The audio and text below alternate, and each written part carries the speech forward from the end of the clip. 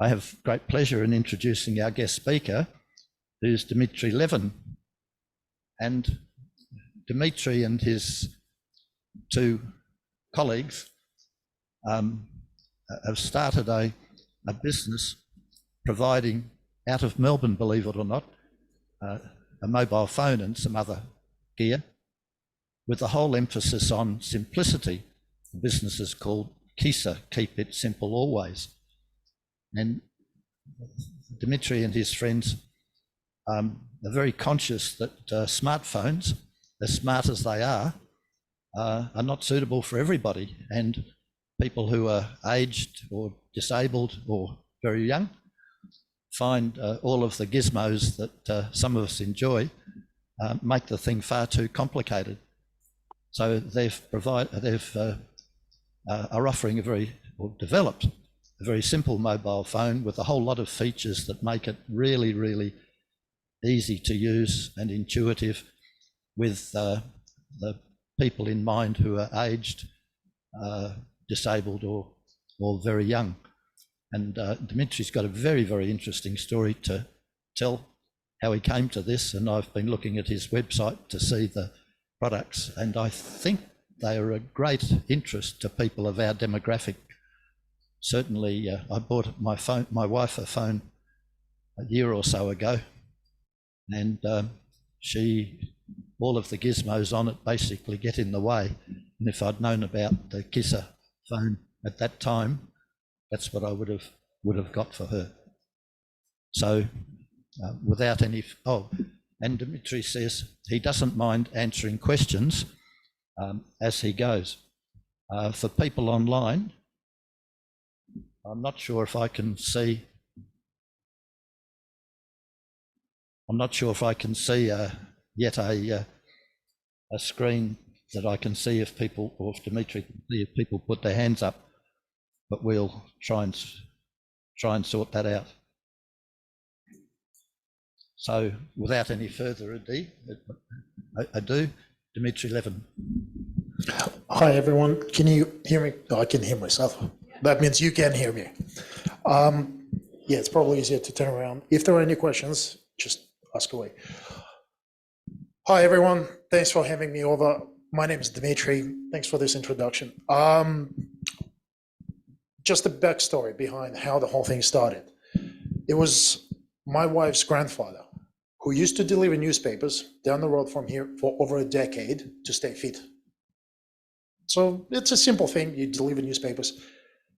And then he got lost. The reason he got lost because dementia started to set in. So he tried to stay as active as possible, but there's only so much you can do with dementia. We tried to teach him to use different smartphones. So smartphones were coming in, we tried voice activation, we tried different, so his first language is in English, or was in English. And we tried to teach him how to use different phones. And because he loved his granddaughter, he spent as much time as he could with her. But whenever she left, it just went into a drawer. And whenever she came back, came out of the drawer because he showed her that he loved her. Unfortunately, he wasn't able to cope with this technology. It wasn't simple enough.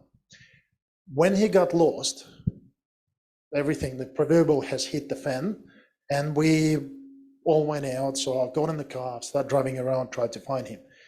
We were unable to find him.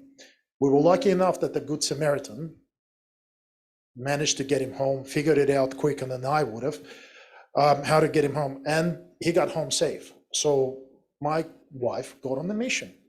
Let's find the phone that was simple enough.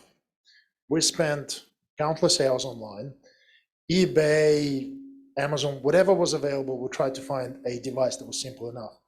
Unfortunately, he couldn't grasp the idea of menus under the menus, and the touch screen was beyond him. He couldn't operate touch screen. So that meant we had to find a device that could circumnavigate it. We couldn't find anything. Nothing was simple enough. And that's when my wife had an idea. How about we make something? Take a wild guess whose job it was to make it happen. I was extremely lucky to have two fantastic friends of mine, that I managed to convince to go on this journey with me. It took us 2 years to develop hardware, to get it to the point where it was actually viable for people to use. At the same time, we realized that, so we came up with the name Kisa partway through it, because it is a separate journey altogether trying to come up with a business name. We had a competition between 3 families, us and so my business partners and their wives. Who's going to come up with a name? They'll get a bottle of really nice wine. Wasn't me. So it was Leon, my business partner, came up with Kisa, and you would have heard of the KISS principle. Keep it simple, stupid. We try to make it into positive. Keep it simple always, or keep it simple Australia if you want. So in order to make something simple, we realized that manufacturing a device and giving it to the people that we're trying to help, it's not simple enough. The reason it's not simple enough because they have to figure out SIM cards. They have to figure out how to top them up, how to organize this. What if I already have a number? How do I move it across? So we also became a telco company. So we are what's called an MVNO, Mobile Virtual Network Operator. So you've got your Telstra's, Optus, and Vodafone as actual network operators. We are the next tier down, so similar to other large like Woolworths and Coles Telco, very similar to them. So we built a wholesale relationship with both Vodafone and Telstra, and we offer our services using their network. Device, so the whole idea with the device, just come back to it a little bit, we had to circumnavigate, so we had to reinvent the wheel. What is the simplest phone that you can remember ever using outside of smartphones? Yeah, exactly. So the turn wheel, and you pick it up. And so when someone is calling you, you didn't have a screen telling you or it telling you who's calling. You just said hello, and someone would speak to you and you figure out who's calling you. And when you wanted to call someone, you had to remember numbers. Even this wasn't simple enough because the people who were trying to help, they don't remember numbers.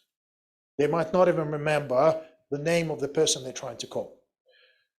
So in order to make it ultimately simple, what we realized that each Kisa device had to be made to order. What that means, and what you're looking on the screen, I'll grab one just to show, there's no screen and there's no keypad. We have a front panel, and the front panel consists of polymer substrate on which we can put names, photos, and different images. We can also make it in Braille, so the blind person can actually read it, and it is a 3D printing technology that we're using, a specific one, not big 3D printers you've seen, but very specific to our device. So what we've done, the clear limitation we came up with is there's maximum of 10 people that you can call using Kisa device, but it makes it extremely simple. In order to dial someone, all you have to do is press the button and you'll dial that person. If someone is calling you, you press the answer button. And if you want to hang up, you press hang up button. That's essentially it. So the end user, when they are using device, that's all they need to remember. Even if they can't remember which button to press, we have a whole bunch of other settings that we can control. So there are over 100 different settings that we control on this device remotely to make it really suitable for each individual. Please ask questions. Otherwise it's gonna keep, yes. That's a very good question. So the question was, do we get problems with pocket dialing?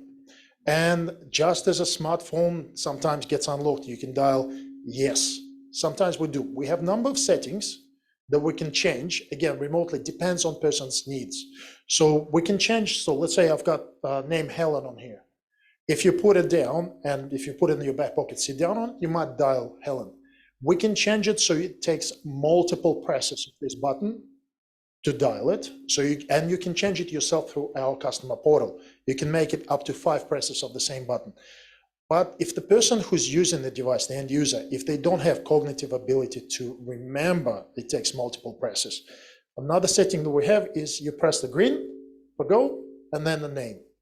So it's off hook dialing. So remember, previously you had to pick up the phone before you started dialing. That's the logic that we used. So you pick up the phone and then you dial someone. Does it answer? Yeah. Cool. Okay, so what we've done is each Kisa device, we realized there's more that we can do with each device, not just phone calls. So the families and the carers that we're trying to help of the individuals who are using the phone, we wanted to give them a bit of a peace of mind. So some sort of safety buffer. So person carrying device, if someone is in the park and they have ability to call and they're not feeling well, they press a button, they call you and they say, hey, I'm not feeling well. Can you come and get me? First question you're going to ask is, where are you? And if they're not feeling well and they don't remember where they are, well, again, damn, proverbial hits the fan, you jump in the car and you go to every park you can imagine. Hopefully they're not too far. What we've done is we built a service on top of it where each Kisa phone is a GPS tracker. And the way it works is a little bit different. So you would have seen emergency buttons before. You press the button and the location gets sent. With us, the way it works, so emergency buttons, you only get location when the button is pressed. The only other way to get location from this device is to send an SMS to it, and you'll get an SMS reply back with location where it is. But if the person is not in the park, if they don't have clear GPS signal, it might not produce GPS signal, or it might give you a wrong GPS signal. With the Kisa device, with the way we work is we constantly calculate location of where a device is. It sends these locations to our secure servers about 5 times an hour. And the idea is it's historic data that gets stored. The only people that have access to it are the ones with login details. So family members and the carers, if they needed to keep an eye where the person is. So they can at any point log in and see where they are. Because we're helping a lot of individuals with intellectual disabilities, they still get out on their own. They still need to have a little bit of independence, but the families need to have some sort of a way to make sure they're safe. So this is a fantastic way, non-intrusively keep an eye on them and keep them safe. So GPS tracking is one of the services that we've launched almost from the start, and it has been helping a lot of people. 2 more services we launched recently. One, we were approached by Dementia Australia during lockdowns, and it was in the news. You would have seen a lot of people were getting scammed with phone calls. They were sitting at home, they didn't have family and friends, they were able to come over, help them out and check, is it a legitimate phone call? So it's the scam industry just went through the roof and people were getting scammed. So we got we were contacted by a number of organizations. One of them was Dementia Australia, and they wanted an assistance of way to stop those scam phone calls. So we built a service called Kisa Shield, and it's device-based. And the way it works is you have ability, you provide this device to the end user. As an account holder, you can log into our portal and you can provide a list of numbers and you can say only those numbers are able to call through. So it's stored on the device, remotely updated, sent to the device, and the device not even gonna ring. So if the number that's trying to call the device is not registered on it, it doesn't have to be one of the numbers who are already on the phone who they can call. It could be more. This phone call will be rejected without the phone even ringing. And so if you'd like, it's like whitelisting and blacklisting numbers. So the vice versa, you can provide the list of blacklisted numbers and say any of those numbers should be blocked. Whenever the service is activated, all the private numbers, if someone is calling you from a private number shows up, same thing, device will identify that it's a private number, it will reject private numbers. So that's service that's helped a lot. But the coolest one we've got is Kisa Reminders. So imagine you've got someone named John, and you want to remind John to take medication every Monday morning at 9:15. I don't know, because doctors say so.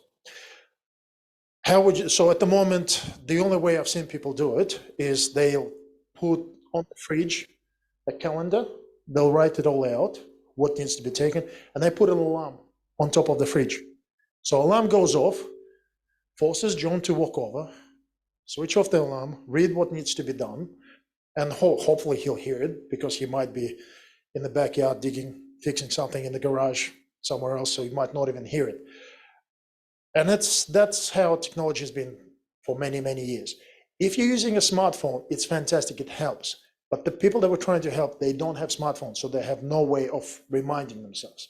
So the way we've done it is you type in the text, "Good morning, John. Please don't forget to take your Monday morning medication. It's in your kitchen cupboard. Have a lovely day." We take the text and we turn the text into a voice call. So it's an automated call that goes out at the predetermined time, and you can set up to 5 reminders per day or up to 10 reminders per day for 7 days. And those are going to be reoccurring reminders. So if someone's got short memory loss and they really need to structure their day, you need to remind them to wake up at a certain time because you don't want them to sleep longer. You want to remind them to take medication, drink water, have food, because if dementia is setting in, if they're not drinking on time or if they're not eating on time, it accelerates a decline. So you need to make sure they fed well and they are hydrated. So it's a simple phone call that comes into a Kisa device. They'll answer it, they'll listen to instructions, hang up, that's it. That's right. We can't guarantee that they've done it. That's one thing we can't do. But if they haven't answered the first call, we reattempt 2 more times. If all 3 attempts have failed, we log it in our system. Yes? Fantastic question. Yes, it does. Yeah, no, it does, definitely. It's actually a really good segue. We haven't got a microphone. They said So the question is, does Kisa phone have a loudspeaker? Let me take a longer way to answer. So in order to help people with hearing loss, yes, we have a loudspeaker. So regular device, you're using it. If you want to activate loudspeaker, all you need to do during conversation when you're talking on it, just press the answer button 1 more time and we'll switch it on. If you want to switch it off, answer button, it will switch off the loudspeaker. For people who always require loudspeaker on, it's another setting. We can switch it on remotely. We can switch the loudspeaker to be always on, so they don't have to toggle with it. If you've got someone who has hearing aids, if the hearing aids are Bluetooth compatible with Android devices, that's a key one because a lot of them, not gonna name a fruit company that manufactures devices, have almost monopoly on certain hearing aids to pair up directly with them. Now, over time, those things are hopefully propagating into Android sphere, and our device runs on Android underneath. We don't have access to proprietary firmware. So we can pair up our Kisa phone directly with hearing aids if they are able to do that. And when you press the answer button, it talks directly to hearing aid. If person doesn't have hearing aids, but they have a Bluetooth speaker, we can pair it up with their Bluetooth speaker. So we helped a lot of individuals who are wheelchair bound. And sometimes what they do is they have the device in front of them and they'll have a small Bluetooth speaker. You can get there's a lot of choice at, I don't know, JB Hi-Fi or Harvey Norman or many other shops. And you just get a small Bluetooth speaker directly next to them. They hear it perfectly. We also have headphone jack, unlike a lot of other devices. And if you wanted to, you can just plug in headphones, put them on, and that's going to be quite loud as well. So hopefully it's a longer question, a longer answer to a short question, but hopefully I've answered it in detail. But yeah, we help a lot of individuals, not only those who have hearing loss. I've shown you a Braille version, those eyesight loss. We help a lot of individuals who have problems even with dexterity. So if they're struggling to press a button, it's going to be harder to see. It's going to be harder for those who are online to see, but we have small rubber bumps that we sell as a package, and you stick it directly to the front face, And it makes it extremely easy for those with poor dexterity to identify how to press it.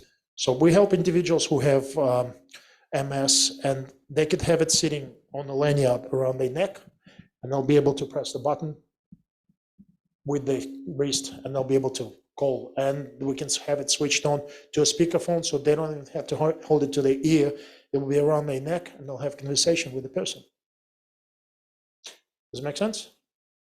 Give me harder questions. Come on. We've got a microphone now. Yes. What are the worst and what are the best points of manufacturing in Australia? One of the worst. Electronic devices requires very complicated chip manufacturing.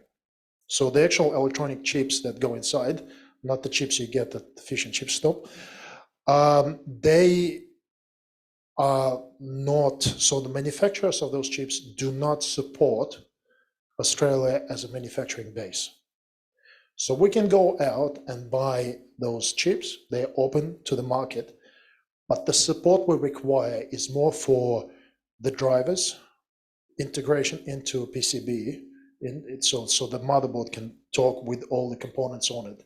And without the chip manufacturers' support, it's essentially impossible. And because Australia is not deemed as a location for manufacturing, they don't support it.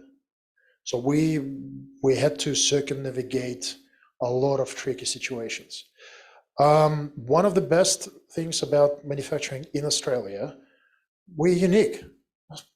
There's very, very few manufacturing companies that left that actually manufacture. So you look at any, let's say, personal alarms, they're close to us. All of those personal alarms, they all manufactured in one place. Now, this place does a fantastic job at manufacturing it, but it's not done in Australia. So the benefit for us, we can put our hand up and say, we designed the whole thing. Every part in it has been selected by us. The firmware is updated by us. We do not outsource those things. We design the whole thing. Now, components, unfortunately, have to be manufactured overseas. So Australia is one of the biggest producers of lithium, but we do not manufacture lithium batteries. So it's impossible for us to get it manufactured in Australia. So we have to import those components. So the components that we can, we make in Australia. The components we're unable, unfortunately, we have to source it from overseas. Give me some harder questions. Which is fantastic. Which is fantastic, isn't it? Because when you're thinking of mobile phones, you're thinking of Finland or China as manufacturing, and hey, they're being manufactured in Melbourne. It's unbelievable. Yeah, it's that's one of the best things. So I can put the hand up and say, we're doing it here. So we always take feedback from professionals in the field. So a lot of occupational therapists, speech pathologists, we take a lot of feedback on what's required, what's needed, and we're constantly improving what it does and how it works. One of the things that came up, and you've mentioned it previously, so right now, everyone is waiting how it's going to pan out, the termination of 3G. So in Australia, the 5G was enabled, I think about 2 years ago now. So it was gradually being brought in, probably a little bit more, maybe 2.5 years. And 5G in Australia at the moment, or globally, only used for data transmission. It doesn't carry voice unless you're using WhatsApp or any other app that uses data directly. So the voice transmission in Australia was always handled by 3G, and then it was upgraded to 4G or LTE. And voice over LTE, VoLTE, was enabled in Australia shortly before 5G, so a little bit before 5G was brought on. And that was done with purpose of preparing for 3G termination. So terminating 3G as a signal, allows repurposing the frequencies that are used for 3G and giving better coverage on 4G and 5G. Does it make sense? Or am I talking a bit of a gibberish? All right, cool. So one of the things that we faced is during this transition period, a lot of people that had coverage in their house, all of a sudden their coverage dropped to zero. They didn't have with regular smartphones. So what we figured out is with VoLTE being enabled, voice over LTE, and we are 4G, so those devices are 4G, we figured out that we can actually use Wi-Fi. So if a person lives in the house where they have Wi-Fi signal, we can remotely connect our device to a local Wi-Fi and then enable Wi-Fi calling, which meant that the person had a perfect coverage inside their own house. It doesn't matter what happens outside, if they're fixing a nearest tower or they somehow bumped and changed it, knocked it over, that you still get perfect coverage because you have your local Wi-Fi signal, you have the MBM, and we piggyback off it, and they get perfect coverage inside. It also helps with a lot of aged care facilities because a lot of aged care facilities are concrete and steel bunkers, so cellular signal just doesn't get through the walls at all. And we give them perfect coverage inside. As long as the aged care facility allows us to connect to the Wi-Fi network, we can piggyback off it. Make sense? Cool. Ask me harder questions. Pardon? Storage space. So the question is, what is the storage space on the device? Essentially, there's no storage. There's nothing to store. There's no camera. There's no screen. There's nothing you can store on it. Just phone numbers, just the 10 phone numbers. So you can have maximum of 10 contacts. So Kisa phone designed to do two things. Number one, make phone calls to maximum of 10 people. Number two, receive phone calls. That's all. That's all the end user, that's all we're trying to help them with. If they need to use Twitter or X, if they need to get on Instagram and start taking selfies, if they want to post nice selfies, this is not the device. And this is not the person we're trying to help. The person we're trying to help are the ones who don't have any device that they can use because they're either afraid of technology or they don't have physical or mental ability to deal with modern technology. So unfortunately, storage is detailed. Yes, there's storage on the device, but it's not something that can be easily used by the end user or by you. It's something that we get as a standard on top of our chip. So we use MediaTek chips, MTK, and as part of the chip, there's always onboard storage. So I think it's a couple of gigabytes, but it's not something you'll need to use when using Kisa device. Unless you're a spy and you want to store something and smuggle it, maybe this way, but then you've got internet, it's quicker. Does it make sense? Cool. Bit of entertainment. Because it's approved under NDIS, it took me personally a hell of a fight trying to get it onto NDIS. And the device I went with is the one with Braille. So when Julia Gillard first announced NDIS or the plans for NDIS didn't know how NDIS will work at the time, but we knew that it's gonna be good because they're gonna help our direct customers. So I worked on getting this approved.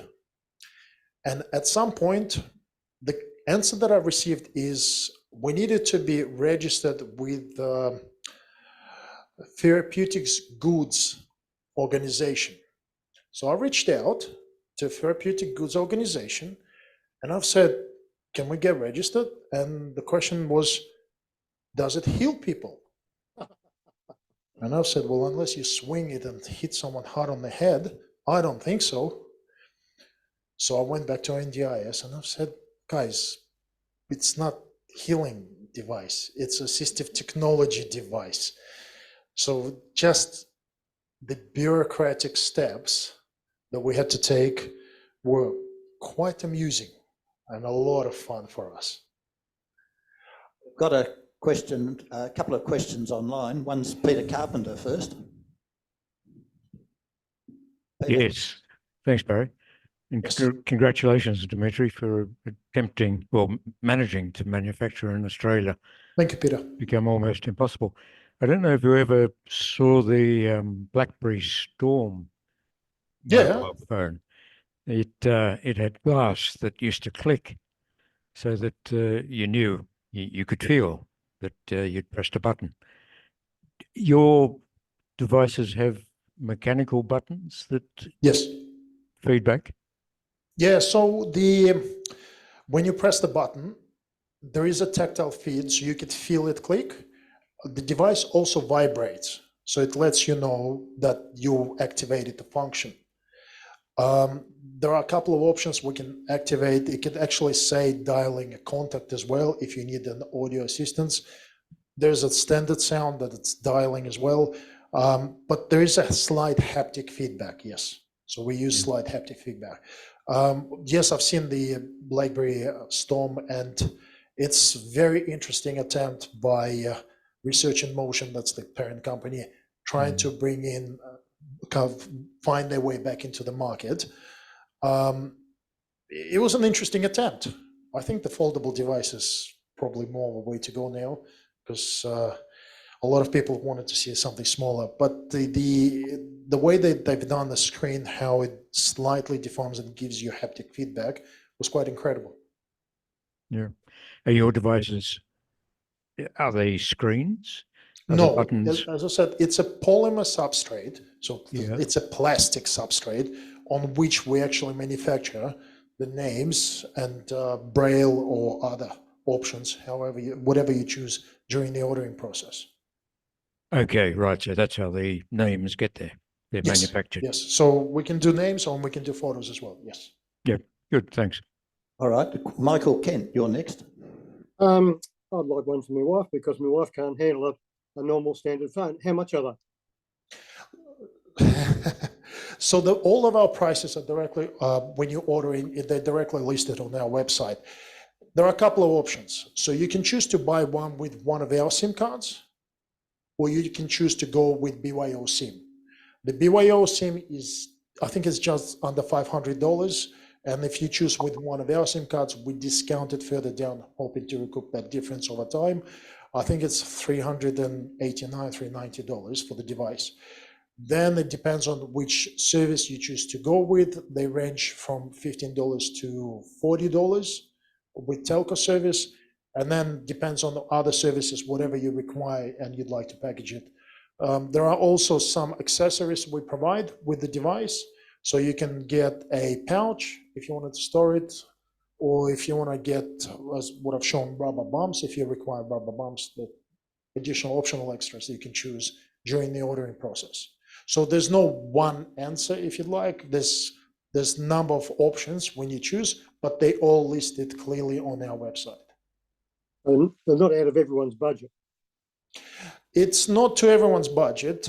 We do get government support for individuals. So if you're on home care package, we can work with home care package providers to get the funding for them. And there are different government programs that we can assist with. That's a bit cheaper than a couple of grand for an iPhone. It's cheaper than an iPhone, that's right. But iPhone, so it's quite interesting. We were, well, just to give you an idea, we were reviewed by, it's not Constable, it's the competitor. So we were reviewed by another organization that specializes in reviewing. And they compared us directly to an iPhone for the elderly. And iPhone won.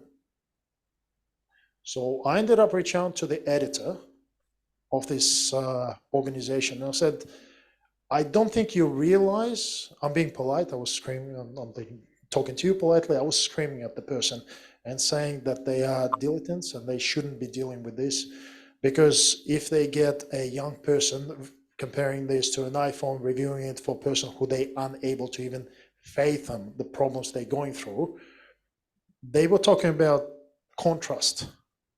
of the iPhone screen compared to a straightforward printed text?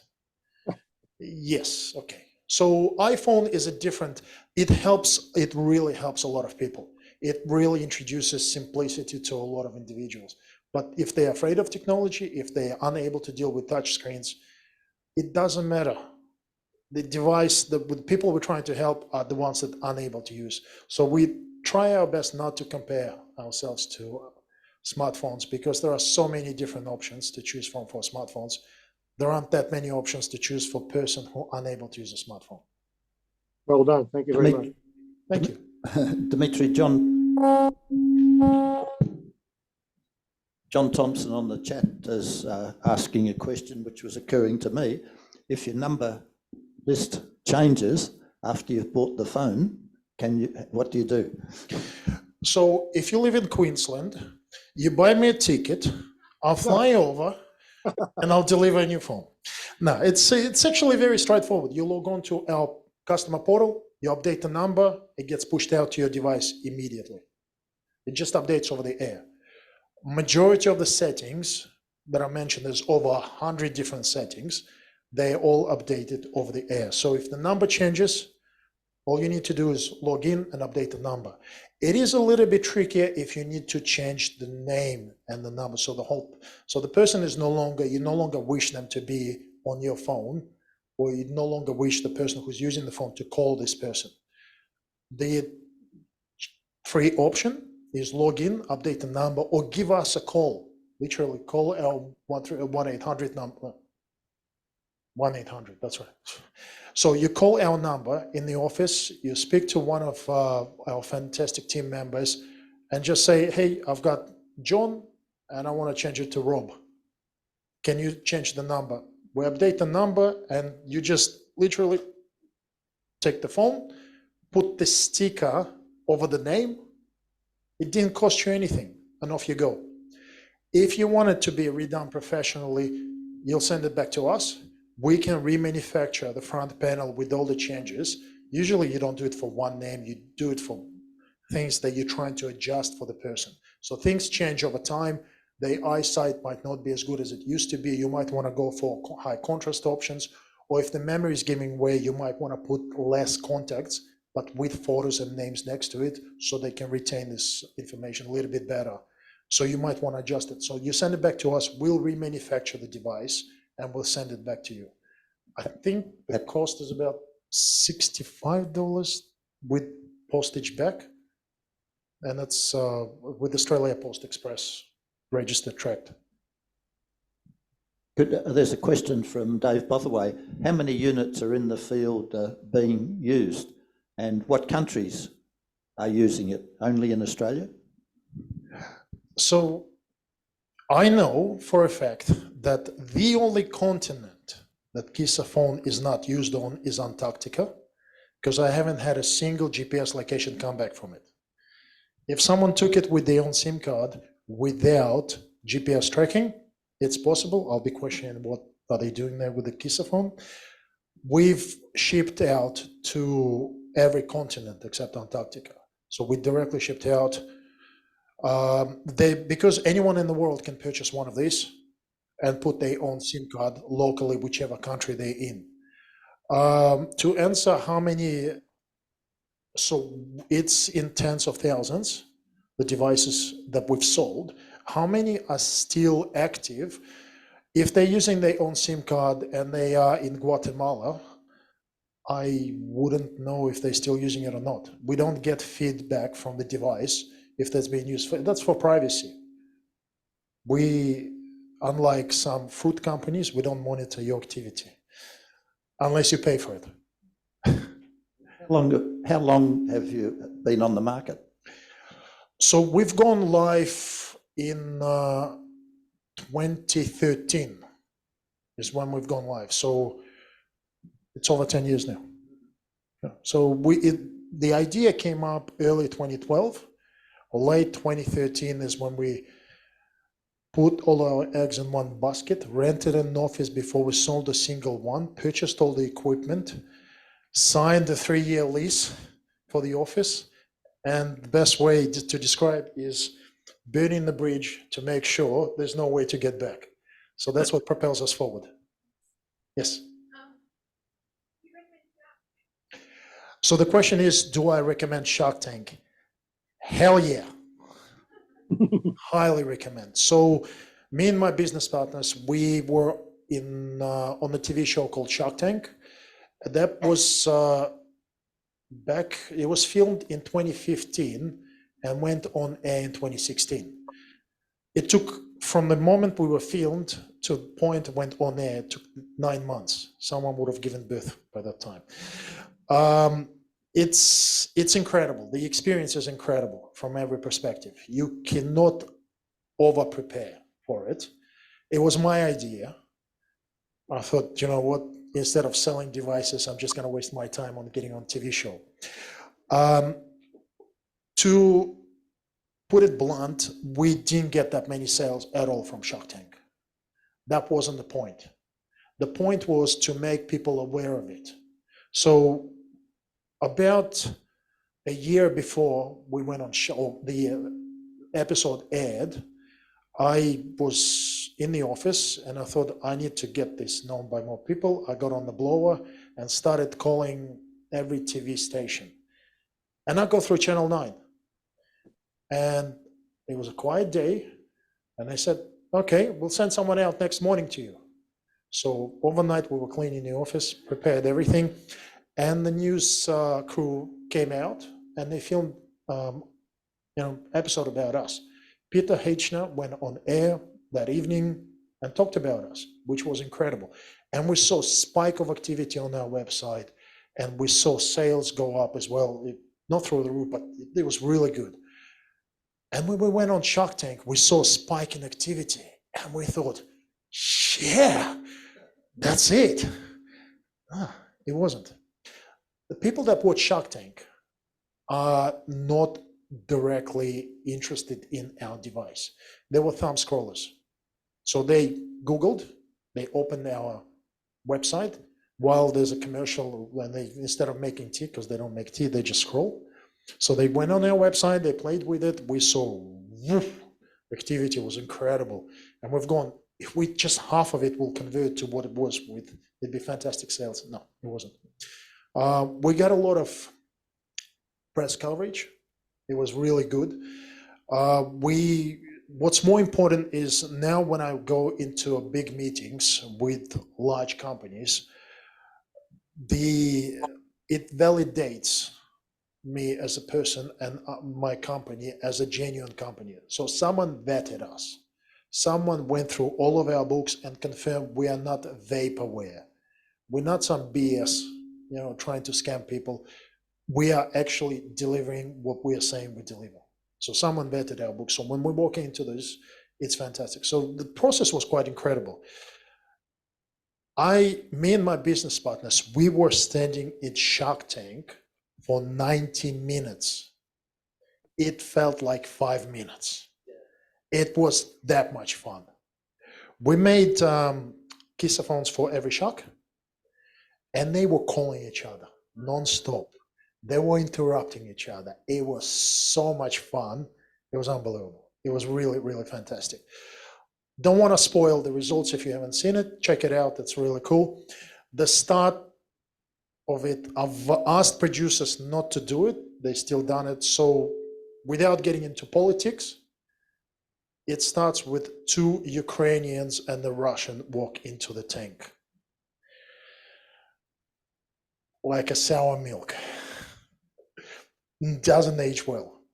At the time, it was sort of a funny way of making it unique. But if you have a look at the comments on YouTube underneath it, the last 10 years, it's the same comment essentially. So check it out. It's actually really a lot of fun.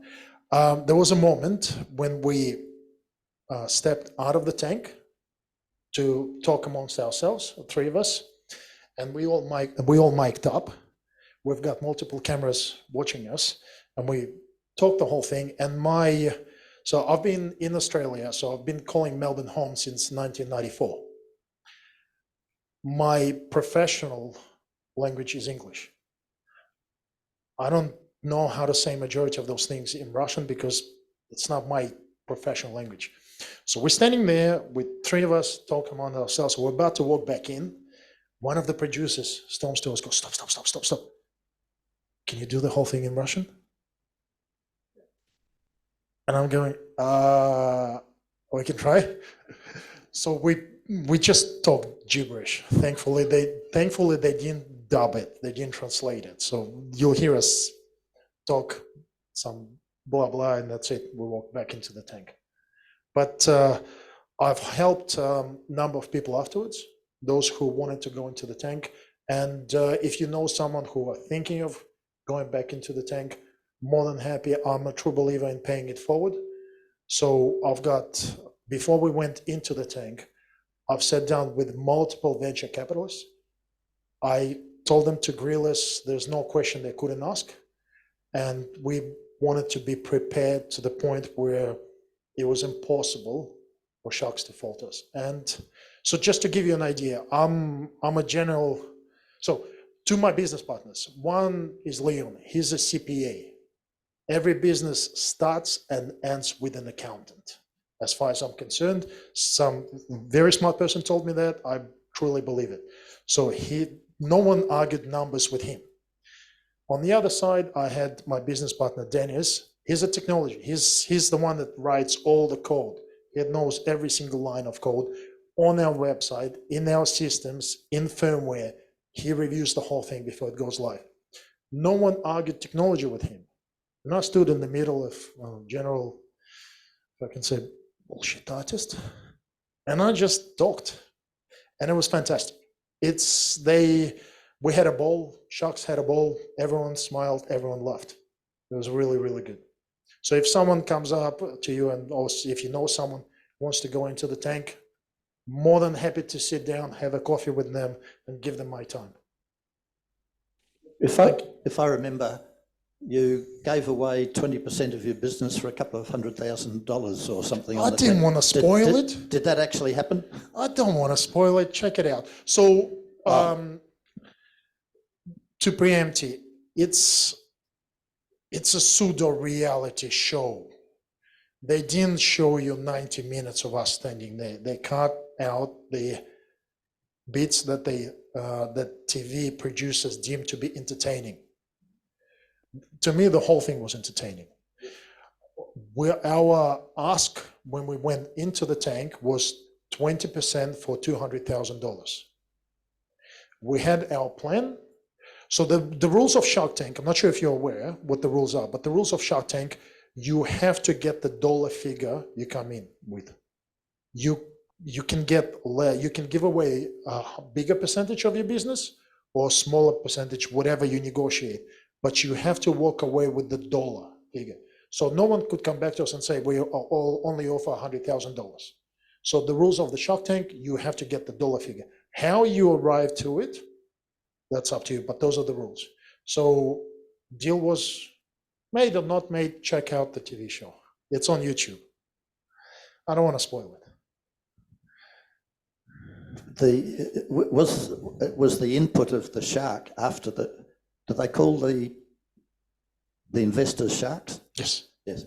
Was her input of any value afterwards? Still preempting. Yes. So it's now quite obvious. So yes, the deal was made. Yes, one of the sharks became part of our team.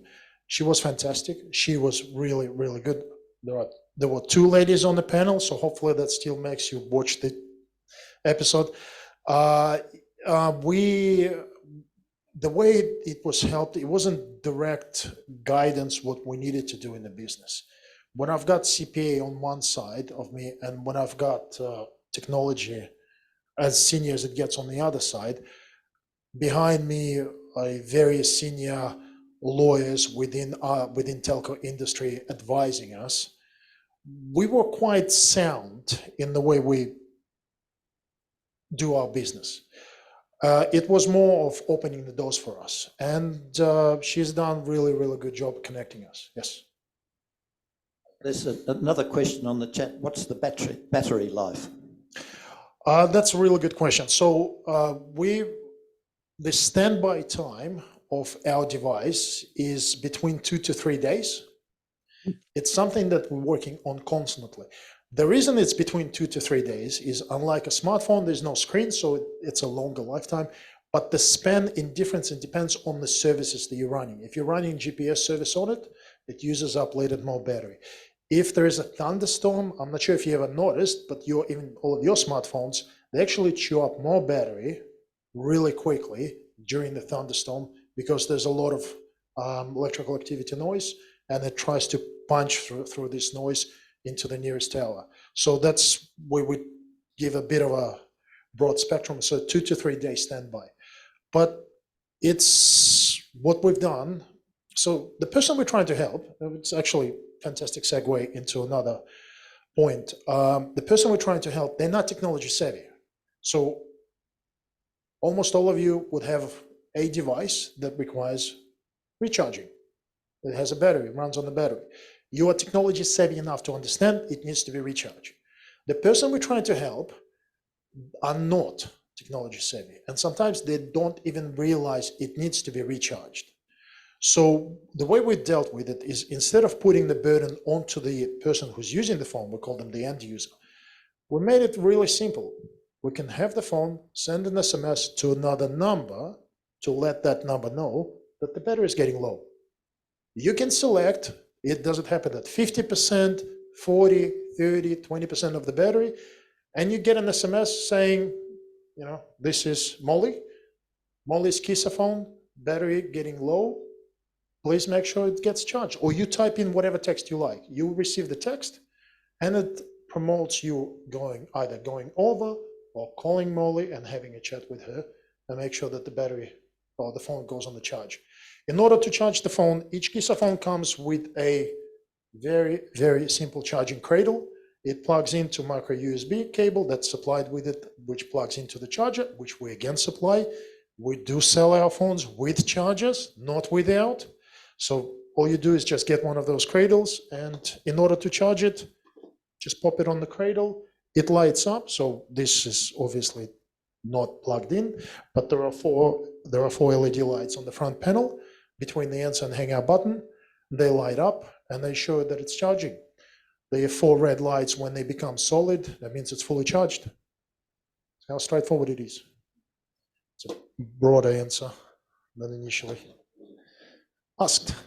Dimitri, time flies. Yes. We've only got about a minute left. Would you like to say something just to sum up? If someone has any questions afterwards, please feel free to reach out via the website, via social media. There's no questions that we don't want to answer. We might not answer, but we try. Okay? That's my Thank you. very pleasant duty to say thank you for coming and sharing that with us. I'm sure it's of value. And I'm a member of a Probus Club, which I guess some others are too. And I can see a lot of interest in Probus Club members. But the website is kisa.com.au, and I think the Shark Tank video is available there. The Shark Tank video is available on YouTube. So YouTube. Okay. The Shark Tank brand is owned by Sony, a small corporation you would have heard of maybe previously. So they control the rights to it, and they're the ones who upload it on the YouTube. Yes. Okay, so you can find YouTube or on the website and find a lot more information. Yes. And it's in the link. Oh, okay. It's in the link. Thank you. It's in the chat. It's in the chat. Oh, yes. Okay. Thank you for that. We'd like to give you this just in case you can't make the waffle sink tonight. Thank you. Thank you very much. You might enjoy that. And red wine, definitely will. yes, Pepper Jack, yes. Shiraz. you're very lucky. How did you know?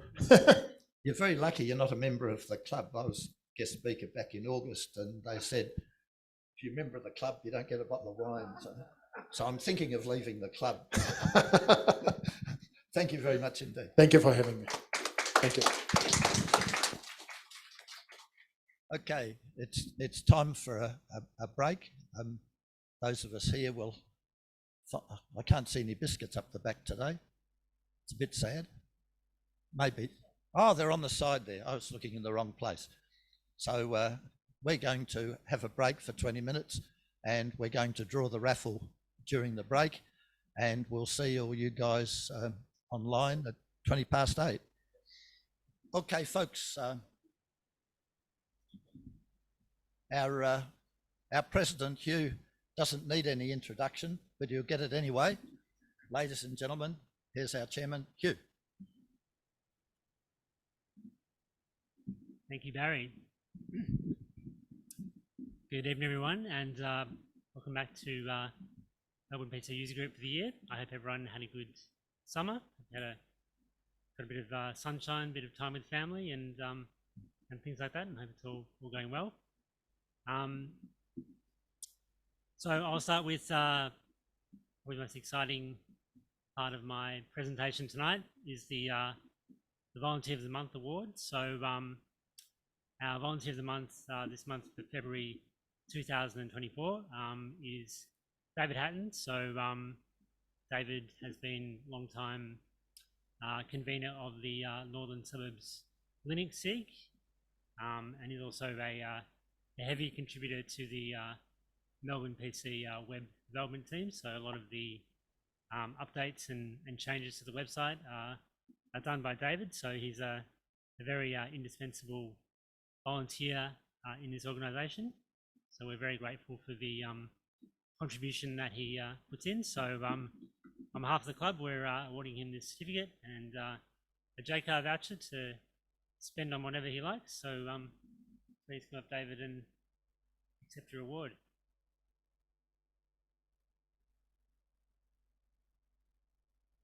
Yeah, all right. David. Would you like to say anything, or?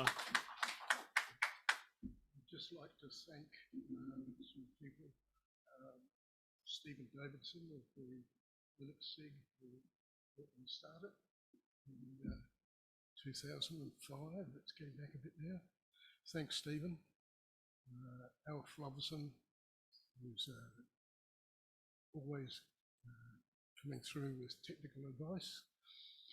And I'd like to thank the people of the web development group. We've been together for a while, and there's been changes in personnel over time, but it's been a very cooperative and pleasant way to hopefully help the club get a really good website. So thank you to those. This is for you as well.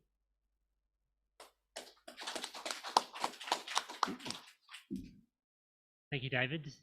And obviously, the reason that we have this award now is to pay tribute to the volunteers that we have and to thank them for the tremendous service that they give to the club. But also to remind people that we are a volunteer organisation, and we're also always looking for more volunteers. And specifically at the moment, the major areas where we are looking for volunteers, if you are interested in helping out the club further, is with iHelp and the Be Connected project. So iHelp is looking for more members to help with their the work they do, which is connecting with members who have trouble with their computers over the internet and helping them to solve those problems. So it's a role that you can do entirely from home. You don't have to come into the club at all to do it. But if that does sound like something that you're interested in doing, maybe you have a background in IT or in engineering or something, and you want to contribute more to that, then yeah, please get in touch with one of the iHelp team. Dave Simpson and Harry Lewis are the main people there in the iHelp team, so you can get in touch with them and let them know that you're interested in that. The other area, as I mentioned, that we're looking for is the Be Connected project. So this is one that does happen here at the club on the, I think the second and fourth Wednesday of every month is when it's on. And so this is a in-person help with computers and devices. So people come into the club, and the members who are part of the Be Connected project spend time with them to help them, better configure their devices, or to teach them how to do new things that they might not know on their devices. So it's a great service that we offer, and they're looking for more people to help them with that. So if you are interested in that, then Jeff Amore is the person who runs that, so you can get in touch with him. Or if you don't know how to get in touch with any of these people, just get in touch with me, and I'll put you in touch with any of them. So so thank you for that. Do consider that. Other than that, not a lot has been happening so far. Club for the year, it's always a bit of a slow start for January, but as we get back into monthly meetings and the like, we the pace quickens up a bit, and we've got some exciting things to roll out to you this year, which we'll announce in due course.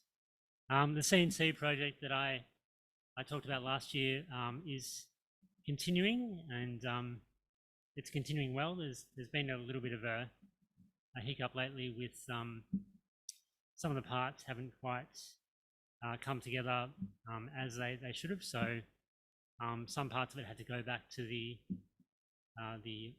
manufacturer of the parts, and they're being adjusted by the manufacturer and returned to the club. But overall, it's going well. It's getting closer to completion. It's being well led by Rob Brown. So once again, a big thank you to Rob Brown for all the work that he does on the project.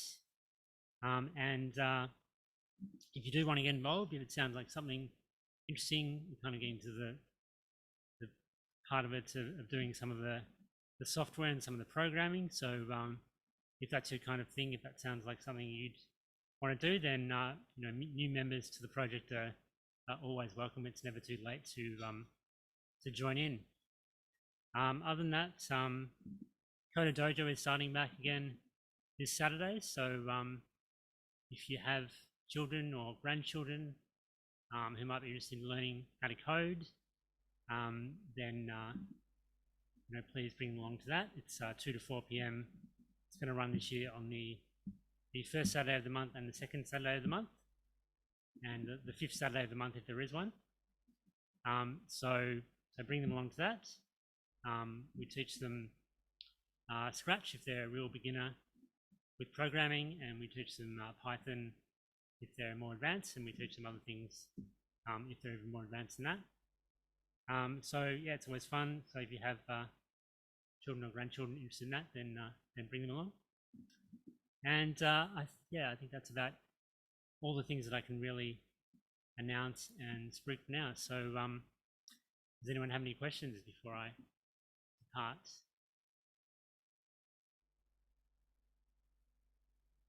No one on Zoom with any questions? All right, well, thank you very much.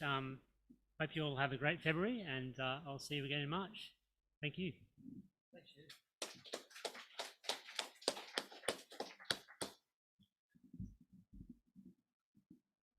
The iHelp team are a very valuable asset to this club, and provide assistance on members with computer problems. And tonight, Bert Eilish or Eilish.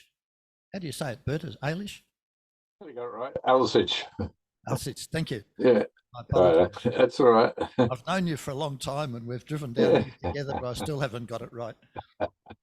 Bert's a member of the team, and we invite him to tell us very briefly just what the team's been up to, so we know. And then it's a Q&A session until 9 o'clock. And I'm going to close the meeting at 9 o'clock because we said we would. But if there's still questions from people online or in the room, and if Bert's still happy to do it, the Q&A can continue informally. But don't forget Fong's Chinese restaurant. Don't keep yourself late for that. Bert. Okay, thanks very much, Barry. Good evening, gentlemen. originally Cedric was supposed to be on tonight, but he had a medical appointment, I think. And anyway, we swapped. So he's going to do March for me, and I'm doing tonight.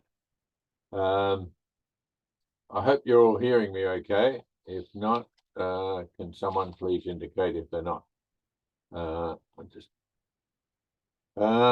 We can hear you okay. in the room fine. Okay, good. I help. I'm sure everybody is familiar with it. We take calls from 10 a.m. till 3 p.m. Monday to Friday. We even work public holidays, and I think the only day we have off is Christmas. So anyway, well, that's how it's always been done, and it's not a really difficult task as far as that goes, being on for Christmas. Anyway, we have a roster system, but we would love to have some more people on. You don't have to be on for long. I'm only on Friday afternoons. Some of our members are on, a full day, which is the full 10 a.m. to 3 p.m. And then a lot of our members will take an iHelp query outside of those hours if it looks like it's something that someone's rather urgent about. The way it works, just for those who don't know, we have a telephone system called 3CX. People ring in on the iHelp number, and they get their message is recorded. This message is then circulated to all the members of iHelp, and whoever's on then takes on that query. The email has got a voice recording. You click on it, you hear the person's problems, you get their phone number, membership, etc. You can check that against a log we've got of all the members, membership numbers, and up to date. So we just make sure that they are members. Occasionally we get some who say, "Oh, I'm going to be a member. If you can just answer this question." So yeah, sometimes that's a bit of a query. If it's a simple one, we probably still answer it. But anyway, this is just giving you a bit more information. So from 10 a.m. till 3 p.m. roughly, we just sit at our computers, like I am now, and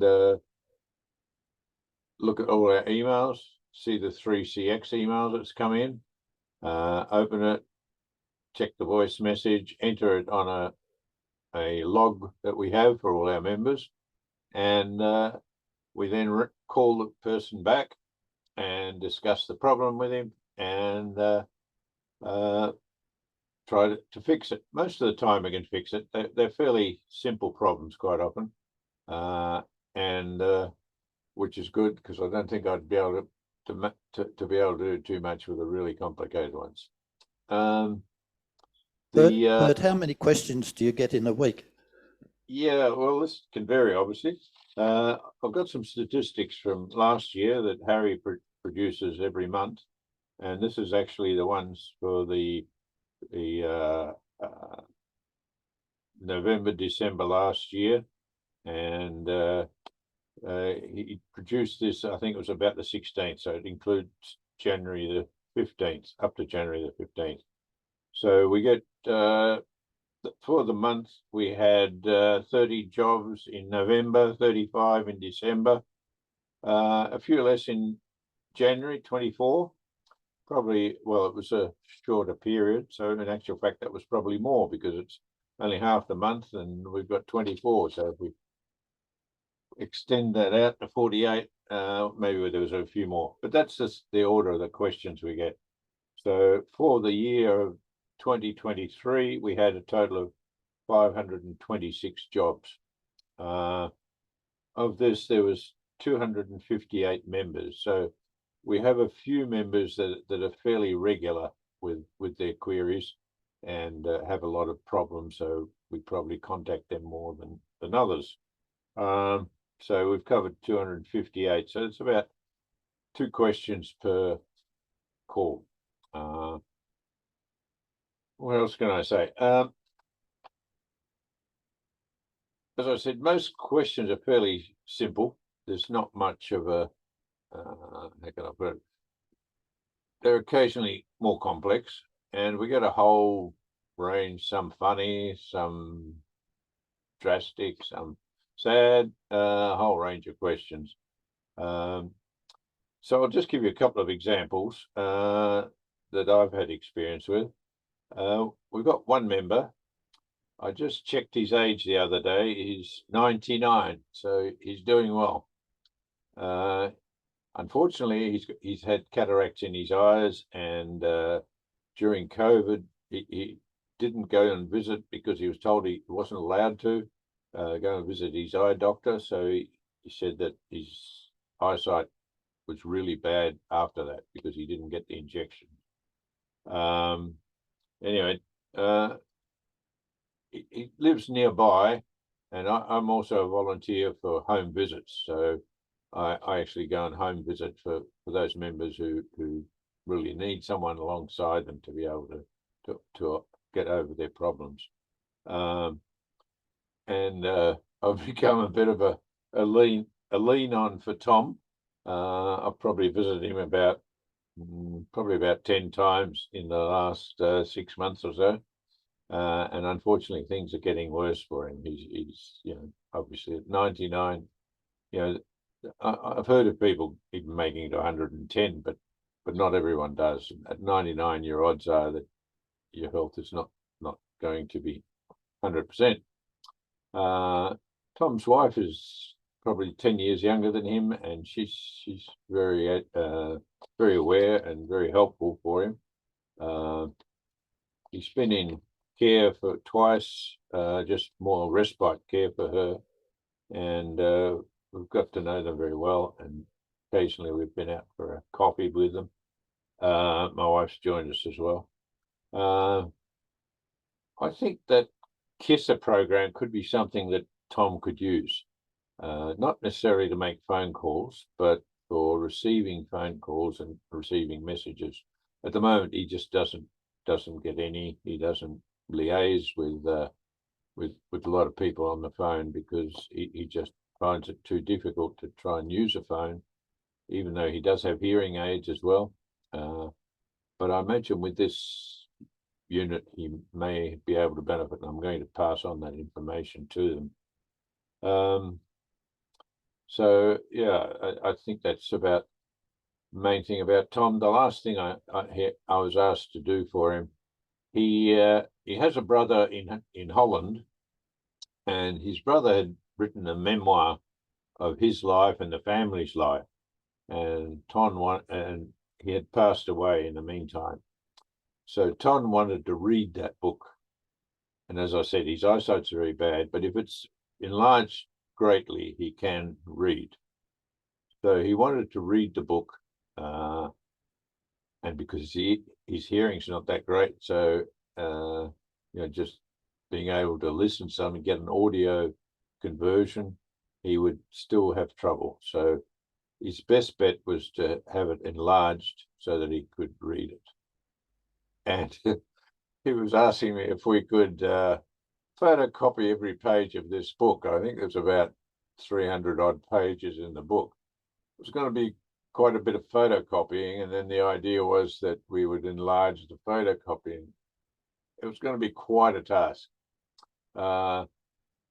Anyway, the long and the short of it was, I said, well, look, if his brother has produced this book, there will be a digital form of it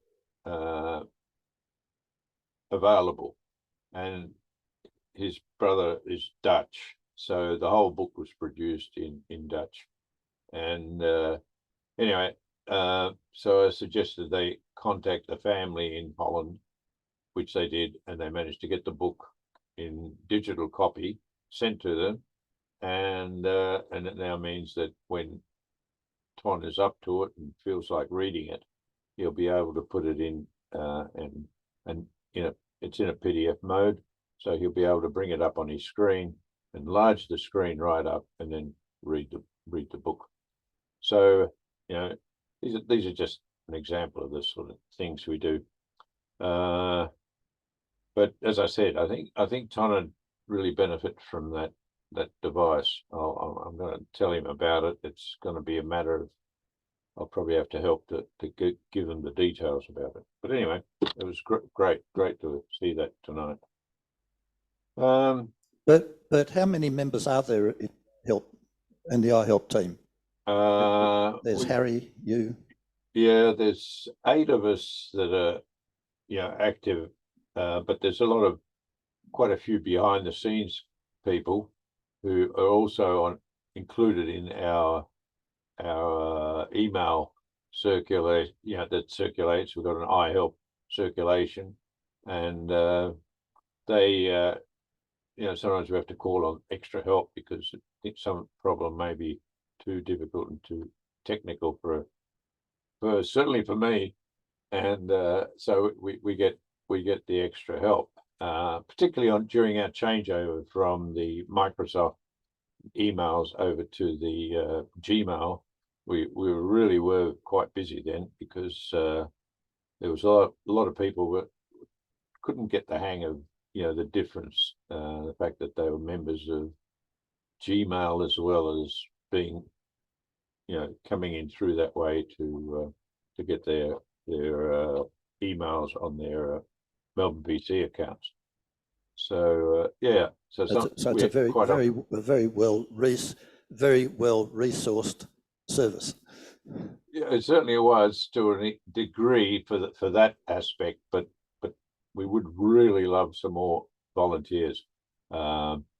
It would be great if everybody just had half a day to do the volunteer work rather than a full day at the moment. I mean, it's a full day from 10 a.m. to 3 p.m. And we really, part of the reason we have those fairly restricted hours is because we don't have enough volunteers. So we try and get people to ring in only between those hours. And if they ring earlier or later, if they ring earlier, I mean, it's just, the message is there. We'll still cover that message that's come in earlier. And if it's later, if it's much later and it's the day before, we cover those as well.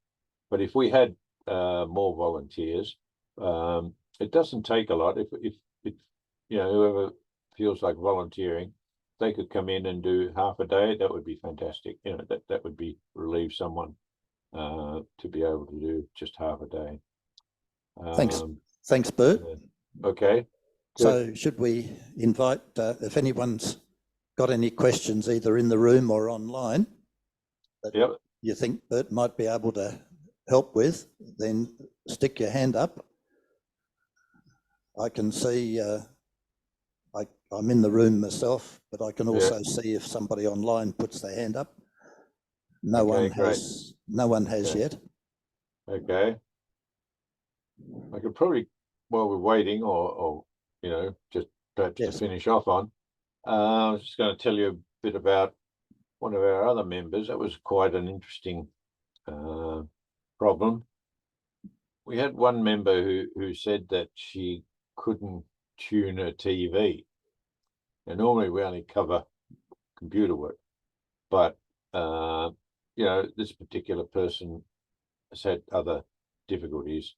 I'll call her Faye. I can't even remember her name, but I'll just call her that. And she was having trouble with the TV, and she said she wasn't getting any help from, you know, people that should have been helping her, according to her.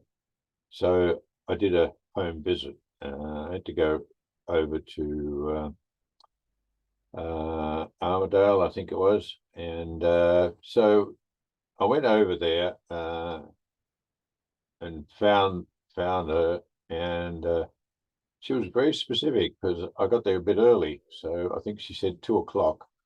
So I got there at about 20 to 2. I was in the area, and I rang her to see, you know, if I could come in. She said, no. I said, 2 o'clock.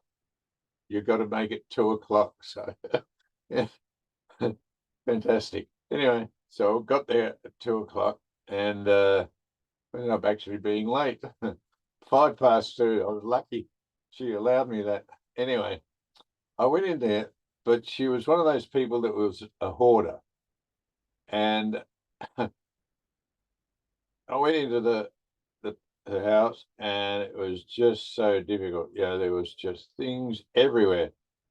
And it wasn't anything sensible, you know, it was just like you know, some of the mail that she got, you know, the what do you call it, the junk mail.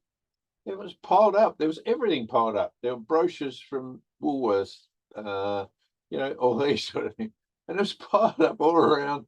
And it was about almost thigh deep in all this stuff all around. And there was a TV in one corner that could just get above the pile of stuff. And then she had a clear area in front of her chair where she sat down, and a clear area that made its way around into the kitchen. I didn't end up getting that far away, but I've just got into the lounge, which was in the front, from the front door. And so she said, I can't get any TV reception and nobody's helping. And anyway, she was renting from the housing, what do you call it? You know, the public housing. And so I said, look, I'll ring them for you and we'll see what they say. Anyway, she finally agreed to it. She wasn't real happy about that because she said that they were totally useless. They didn't help her at all. Anyway, I spoke, and unfortunately, it was just very difficult for people to converse with her. She had a really bad attitude. Anyway, I arranged for someone to come out because I wanted to check the reception of the TV, and she lived in a combined number of units, and they had one TV with some sort of amplifier system, which then sent the signal around to everybody else. I wanted to actually see if there was reception in her place. The connection for it was right over in the opposite side of the room from where I came in.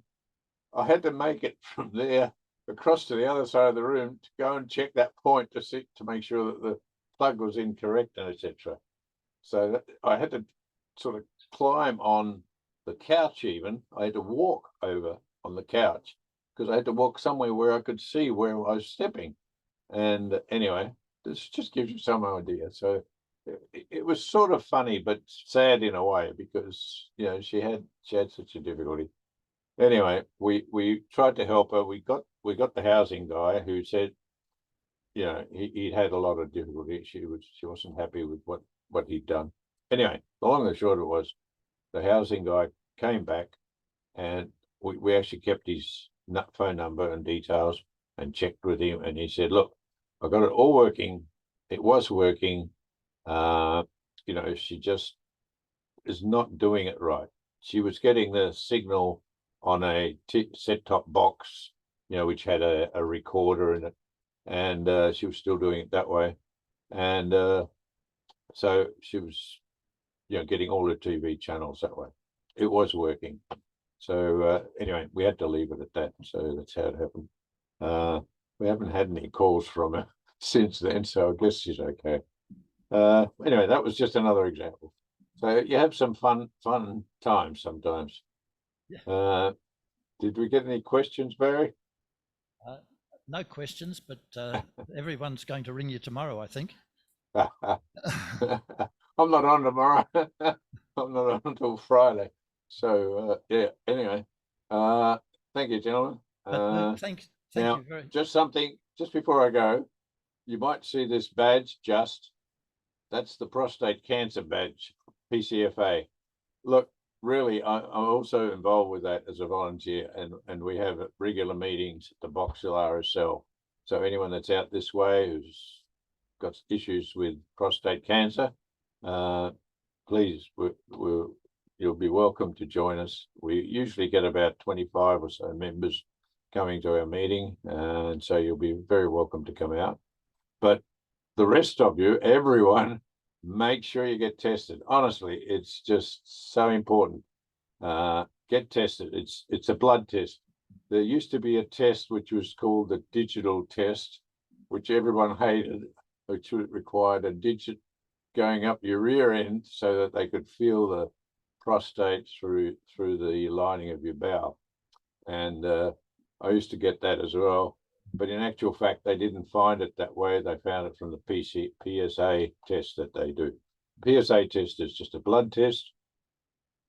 A few years ago, it was canned by newspapers and things. It's a bit very unfair and very bad, because there were people who it would have affected. They wouldn't go and get a PSA test because they heard this, and so it was risking their lives. Anyway, so Anyway, if it's good make enough sure you get your PSA tested. 1 out of 6 men will get prostate cancer. So I don't know how many we've got here tonight, but if we've got 100, then there'll be quite a lot. Work that well, out. It'll if be it's about, good enough for King yeah. Charles III, it's good enough for us. Yeah, well, they say it's not prostate cancer that he's got, but I don't know why they're saying that. It seems to be very close to the prostate. But either Yes. way, he was saved because they found that cancer when they Yeah, were. so someone's examining. sticking their finger in the royal. Yeah. So yeah. Anyway, I don't think they do that anymore. It's all done with a PSA test, so you don't have to worry. Bert, Anyway, thank all you very the much best to indeed all of again, you. Bert, and All thanks right, to thank all you, of the Joe. iHelp team for your ongoing work. That's all right. I enjoy it. Thank you all. Good night. Now, in closing the meeting, I draw those who are here attention to some Kisa brochures that Dmitry left. So feel free to take one of each of those if you'd like to. If I'd you could like take to, a copy with you home, Barry, I might pick one up from you and Yeah, take sure. it over to Ton. Will do. Yep. Thanks. I was going to tell you that on the way here tonight, there was a bus at the bus stop outside our place, which is not very unusual, but there's a guy there looking very red in the face and puffing and sort of had his shoulders dropped. And I went and said to him, "Are you all right?" And he said, "Yes, I'm all right." He said, "What I'm doing is running home behind the bus to save the bus fare." Running behind the bus to save alongside the bus to save the bus fare. I said, "That's silly. That's stupid. You could save a lot more money if you run beside a taxi." With that little bit of witticism, I declare the meeting closed, and we'll see you next month. Good night.